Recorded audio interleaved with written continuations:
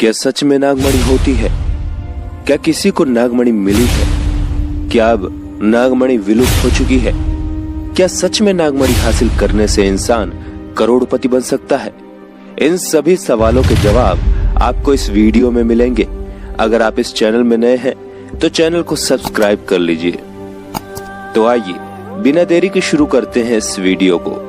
दोस्तों, हमने कहानियों, किस्सों और खास तौर पर फिल्मों में नागमणि के बारे में सुना है। ऐसा माना जाता है कि नागमणि अगर किसी के हाथ लग जाए तो वो रातों रात अमीर बन जाता है और साथ ही उसकी सारी मांग, चाहे वो पैसों की मांग हो या फिर घर की, सभी पूरी हो जाती है। बता दें कि नागमणि मोती के आकार की होती है। ये मोती जिन सांपों के पास मिलती है वो इंडोनेशिया और मलेशिया में पाया जाता है। जान ले, इस खास मोती को कोबरा पर्ल और नेचुरल पर्ल के नाम से भी जाना जाता है। यही नहीं, इस पर्ल का आकार और डिजाइन बहुत कुछ फिश पर्ल से भी मिलता है, यानी मछली का मोती। वहीं आपने कुछ कहानियों में भी ये सुना होगा कि नागमणि उन सांपों को ही मिलती है जो 1000 सालों तक जीवित रहते हैं। नागमणि मिल जाने के बाद उस खास सांप को सब नागराज पुकारने लगते हैं और वो सांपों का राजा हो जाता है। नागमणि आपको देखने में बहुत छोटी एक मोती की तरह दिखेगी। वहीं कुछ लोगों का ये भी कहना है कि नागमणि किसी चावल के एक दाने के समान होती है और कुछ कहते हैं कि नागमणि एक बड़े मोती की तरह दिखती है। अगर ध्यान दिया जाए तो दोनों बात कुछ हद तक एक दूसरे से जुड़ी हुई हैं, और वो भी इसलिए क्योंकि जैसे जैसे नागमणि की उम्र बढ़ती जाएगी वैसे वैसे ही उसका आकार भी बढ़ता चला जाएगा। आप सोच सकते हैं कि नागमणि में इतनी ज्यादा चमक होती है कि अंधेरे में भी वो पूरी रोशनी देती है। जैसे जैसे नागमणि की उम्र बढ़ती जाएगी उसकी रोशनी भी साथ में बढ़ती चली जाएगी। नागमणि को लेकर लोगों के बीच काफी कुछ सुनने को मिलता है। लोगों का मानना है कि जब स्वाति नक्षत्र में बारिश होती है तब जो बारिश की कुछ बूंदें सांप के मुंह में जाती हैं वो मणि का रूप ले लेती हैं। वहीं कुछ लोगों का कहना है कि जब स्वाति नक्षत्र में ओस पड़ती है तो उसी पानी से ही नागमणि बनती है। सच तो ये है कि नागमणि होती है और ये मणि उन नागों के पास होती है जो बूढ़े या फिर रेंग नहीं पाते हैं।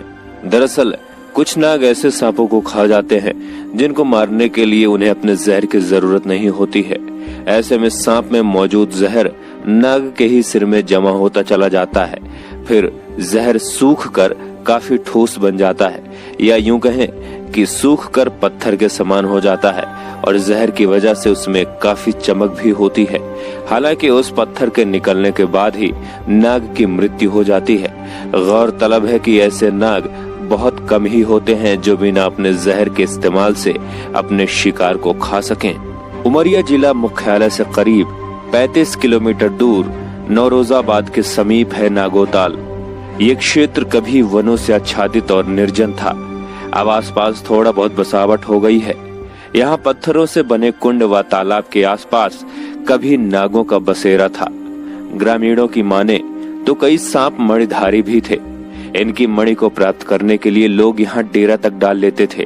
अब बसाहट की वजह से स्थल पर लोगों का दखल बढ़ गया है। फिर कभी कभी विशेष प्रकार के सांप यहाँ पर दिखाई देते रहते हैं।